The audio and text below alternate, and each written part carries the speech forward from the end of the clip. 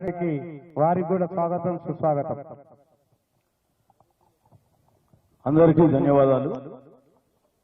మొట్టమొదట నేను తొందరగా మాట్లాడి వెళ్ళాలనుకుంటున్నాను. నాకు వేరే ఒక ప్రోగ్రాం ఉండడం వలన ఆర్గనైజర్స్ రిక్వెస్ట్ చేసి మైక్ తీసుకోవడం జరిగింది. తొందరగా వెళ్తున్నందుకు నన్ను క్షమించాలని చెప్పి కోరుకుంటూ, మరి ఈరోజు ఐక్యతే బలం అధికారమే లక్ష్యం అనేటువంటి నినాదంతో బీసీ వనభోజనాలు తీసుకుని ఇక్కడ కార్యక్రమాన్ని ఏర్పాటు చేయడం చాలా సంతోషకరమైన విషయం. ఈ కార్యక్రమాన్ని నిర్వహిస్తున్నటువంటి నిర్వాహకులందరికీ కూడా పేరు పేరున నా యొక్క నమస్సుమాంజలి.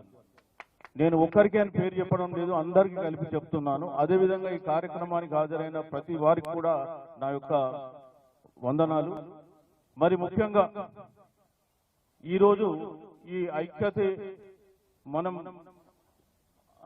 బలం అనేటువంటి కాన్సెప్ట్తో బీసీ జనభోజనాలు వనభోజనాల కార్యక్రమాన్ని పెట్టడం అనేది చాలా ఒక గొప్ప చారిత్రక పరిణామం. ఇది చాలా మందికి దీని యొక్క ప్రాముఖ్యత అర్థం కాదు. ఇవాళ ఈ జనభోజనాలు లేదా వనభోజనాలు ఈ కార్యక్రమం అనేది బీసీ ఉద్యమంలో ఒక మలుపురాయిగా మారబోతుందని చెప్పి నేను చెప్తూ ఉన్నాను. ఇప్పటి వరకు మనం అందరం కూడా ఏ కులం వాళ్ళు ఆ కులం వనభోజనాలు పెట్టుకోవడం చూసినాం. కానీ బీసీలందరినీ ఐక్యం చేయాలనేటువంటి ఉద్దేశంతో కార్యక్రమాన్ని నిర్వహించడం అనేది చాలా చాలా ఒక విప్లవాత్మకమైనటువంటి మార్పు అని చెప్పి చెప్పక తప్పదు. ముఖ్యంగా బీసీలు గత 78 సంవత్సరాలుగా ఈ దేశంలో ఎందుకు రాజ్యాధికారంలోకి రాలేకపోతున్నారంటే వాళ్ళ మధ్య ఐక్యత లేకపోవడమే. సో ఇవాళ ఇది కేవలం వనభోజనాలు జనభోజనాలు కార్యక్రమం కాదు, దీని వెనుక ఒక చాలా నిగూఢమైనటువంటి అర్థం ఉంది. మొట్టమొదట మనం చూస్తే ఒక ఐక్యత, రెండోది మన ఆత్మగౌరవమైనటువంటి ఇష్యూ, మూడోది రాజకీయ సాధికారత, నాలుగోది సాంస్కృతిక పునరుజ్జీవనం, ఐదోది ఉద్యమాన్ని కంటిన్యూ చేయాలి. ఇట్లా అనేకమైనటువంటి లక్షణాలతో ఈ కార్యక్రమాన్ని ఏర్పాటు చేశారు నిర్వాహకులు. నాకు మొట్టమొదట చామకూరు రాజు గారు వచ్చి, ఈసారి ఇట్లా బీసీ జనభోజనాలు పెడదాం అనుకుంటున్నాం సార్ అంటే 100% చేయండి, ఇది ఒక మంచి కాన్సెప్ట్ అని నేను వారికి చెప్పడం జరిగింది. సో మరి ఈరోజు దాన్ని యాక్షన్లోకి ట్రాన్స్లేట్ చేయడం జరిగింది. చాలా సంతోషం. గత దాదాపు 1 month నుంచి దీని నిర్విరామ దీని వెనుక ఉంది. ఇవాళ నేను మొదలు చెప్పాను ఐక్యత గురించి. రెండో అంశం ఏంటంటే ఆత్మగౌరవం సమస్య. ఇవాళ బీసీలు అనేవాళ్ళు రకరకాల కులాలుగా, ఉపకులాలుగా, వృత్తులుగా విభజింపబడి ఉన్నారు. కొందరికేమో దాదాపు అడుక్కునేటువంటి జీవనం నుంచి కోటీశ్వర్ల దాకా కూడా కులాలు ఉన్నాయి, వ్యక్తులు ఉన్నారు. ఇవాళ ఒక కులం ఎక్కువ, ఒక కులం తక్కువ అనేటువంటి భావన కూడా బీసీలలో ఉంది. సో ఆ భావన పోవాలి, అందరం ఒకటే అయినటువంటి ఒక భావన రావాలి అనేటువంటి ఉద్దేశంతో ఇవాళ ఈ వనభోజనాల కార్యక్రమం ఏర్పాటు చేయడం జరిగింది. ముఖ్యంగా బీసీలలో ఉన్నటువంటి ఈ వ్యత్యాసాలు, తారతమ్యాలు పోయి మనం అందరం కూడా ఒకటే కులం అనే భావన రావడం కొరకే ఇవాళ ఈ వనభోజనాల కార్యక్రమం ఏర్పాటు చేసినారు. అట్లానే రాజకీయ సాధికారత, ఇవాళ రాజకీయ చైతన్యం కూడా మనమందరం ఎప్పుడైతే ఒకటని అనుకుంటామో తప్పకుండా మనకు రాజ్యాధికారం చేజిక్కుతుంది. అది లేదు కాబట్టి ఇవాళ మనం వేరే వారికి రాజ్యాన్ని అప్పగించి వాళ్ళ దగ్గర బానిసలుగా బతకాల్సిన పరిస్థితి ఏర్పడ్డది. అట్లనే సాంస్కృతిక పునరుజ్జీవనం. ఇవాళ బీసీ కులాలన్నీ కూడా ప్రతి కులానికి ఒక ప్రత్యేకమైన సంస్కృతి ఉంది. సో మరి ఈ బీసీలందరికీ కూడా కలిపి వాళ్ళ సాంస్కృతిక పునరుజ్జీవనం జరగాలంటే ఇట్లాంటి వనభోజనాలు చాలా అవసరం. మరి ఇవాళ బీసీల సాంస్కృతిక చైతన్యానికి, పునరుజ్జీవనానికి ఇట్లాంటి భోజనాలు చాలా అవసరం. ఎట్లయితే తెలంగాణ ఉద్యమంలో ఒక బతుకమ్మ పండగ మహిళల్ని ఎట్లయితే ర్యాలీ చేయించిందో, ఇవాళ రాబోయే కాలంలో ఈ బీసీ వనభోజనాలు కూడా బీసీలను ఆ విధంగా ర్యాలీ చేయడానికి ఉపయోగపడుతుందని చెప్పక తప్పదు. అట్లనే ఉద్యమం, ఇవాళ తెలంగాణలో బీసీ ఉద్యమం కొనసాగుతూ ఉంది. మరి ఉద్యమం కొనసాగాలంటే మనం ఉద్యమాన్ని అనేకమైనటువంటి వినూత్న రూపాల్లో ముందుకు తీసుకెళ్లాలి. తెలంగాణలో మొట్టమొదట మనకు తెలంగాణ ఉద్యమం నడిచినప్పుడు కూడా రోడ్డు పైన వంటవారపు కార్యక్రమాలు ఇట్లా కొత్త రకమైనటువంటి కాన్సెప్ట్ తో వచ్చింది. ఇవాళ ఈ బీసీ జనభోజనాలు కూడా రేపు బీసీ ఉద్యమానికి ఒక కొత్త కాన్సెప్ట్ తో వచ్చినటువంటి ప్రక్రియ. అందుకే దీనికి అనేకమైన విశిష్టతలు ఉన్నాయి కాబట్టి ఇది ఒక చారిత్రక కార్యక్రమం. రేపు రాబోయే కాలంలో బీసీ ఉద్యమాన్ని మలుపు తిప్పే కార్యక్రమం అని చెప్తూ ఉన్నాను నేను. ఇకపోతే ఇవాళ తెలంగాణలో అనేకమైనటువంటి ఉద్యమాలు జరిగినాయి. ఏ ఉద్యమం కూడా బీసీల కొరకు జరిగిన ఉద్యమం కాదు. అన్ని ఉద్యమాలు కూడా ఆధిపత్య కులాల కొరకు జరిగినాయి, ఆధిపత్య కులాల నాయకత్వంలో జరిగినటువంటి ఉద్యమాలు. అందుకే రాజ్యాధికారం తిరిగి వాళ్ళకే వెళ్ళడం జరిగింది. కానీ తెలంగాణలో ఇప్పుడు జరుగుతున్న ఉద్యమం నిజమైన ఉద్యమం, ఇది బీసీల కొరకు జరుగుతున్నటువంటి ఉద్యమం. బీసీ ప్రజలు ఇది అర్థం చేసుకోవాలి. ఇవాళ పాలకులు 42% ఇస్తామని చెప్పి మోసం చేసి ఎన్నికలకు పోయినా రేపు రాబోయే కాలంలో ఎన్నికలకు మళ్ళీ వెళ్తారు. వెళ్తున్న బీసీ ప్రజలు సైలెంట్ గా ఓటర్ గా మాత్రమే చూస్తున్నారు తప్ప ఉద్యమ రూపంలో ముందుకు వస్తలేదు. ఏదో కొద్దిమంది బీసీ సంఘాలు కొంత కష్టపడుతుండొచ్చు, కానీ బీసీ ప్రజలను మనం చైతన్యవంతం చేయాల్సిన అవసరం ఉంది.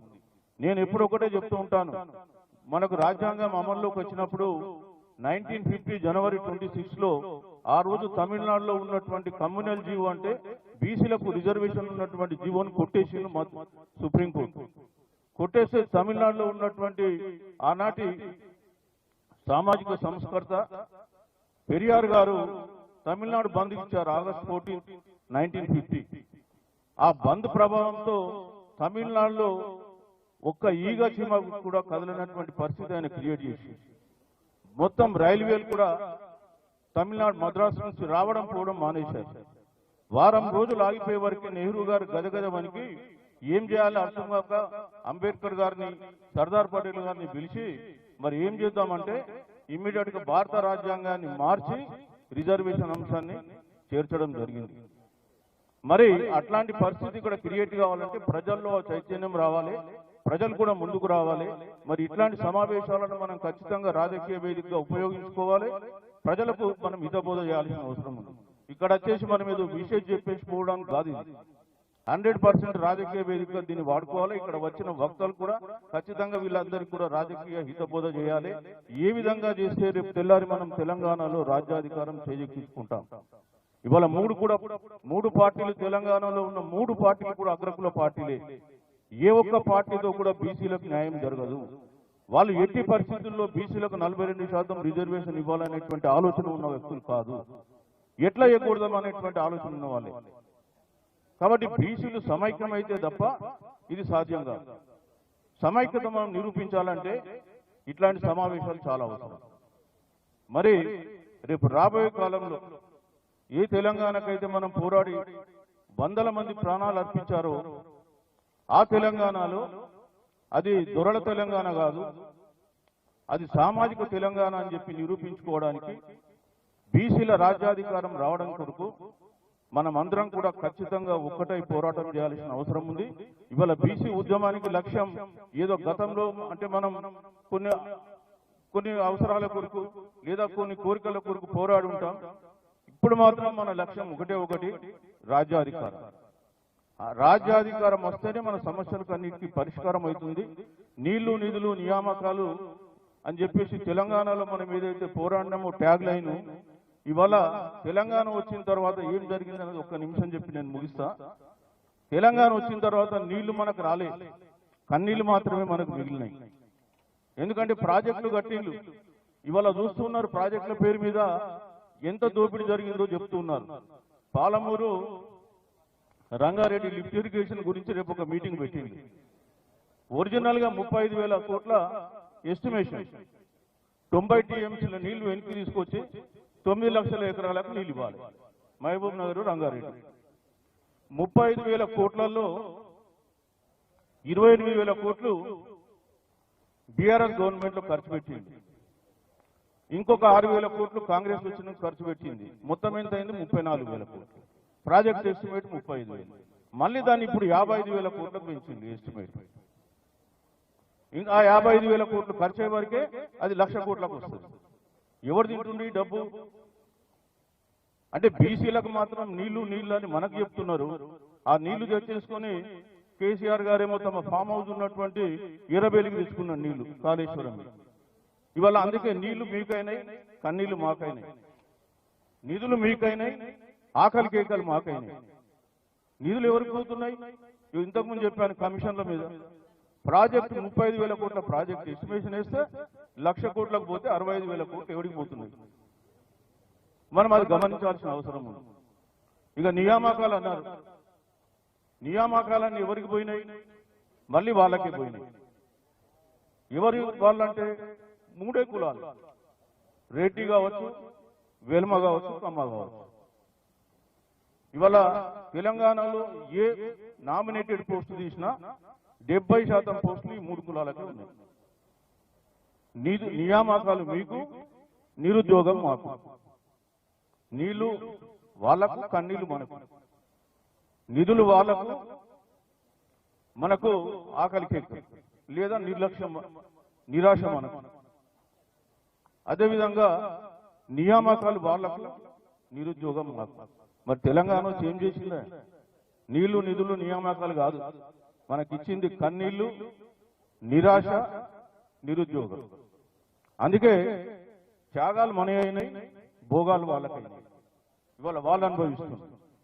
ఈ సిచ్యువేషన్ ను రివర్స్ చేయాల్సినటువంటి అవసరం ఉంది. అందుకొరకే ఇవాళ బీసీ ఉద్యమం తెలంగాణలో పెద్ద ఎత్తున నడుస్తూ ఉంది. రేపు రాబోయే కాలంలో ఇదే ఐక్యత మనం ఓటు రూపంలో ప్రతిబింబింపజేయాలి. ఎట్లయితే పంచాయతీ ఎన్నికల్లో గతంలో కంటే ఇప్పుడు 10% సీట్లు ఎక్కువ వచ్చినాయో అట్లనే మనం రాబోయే కాలంలో కూడా పాలకులు ఎట్లాగో ఎన్నికలు జరుపుతారు, దాంట్లో ఏం అనుమానం లేదు. మనం ఎంత అరిసినా గీ కొట్టినా రేపు ఎంపీటీసీ, జడ్పీటీసీ, మున్సిపాలిటీలు జరిపే తీరుతారు. సో మరి వాళ్ళకు మనకు ఖచ్చితంగా ఒక లెసన్ చెప్పాల్సిన అవసరం ఉంది. మనకు వాళ్ళు 42% ఇస్తామన్నారు, లేదా రాజకీయంగా ఇస్తామన్నారు. కానీ మొన్న రాజకీయంగా కూడా 42% ఇవ్వలేదు సర్పంచ్లలో.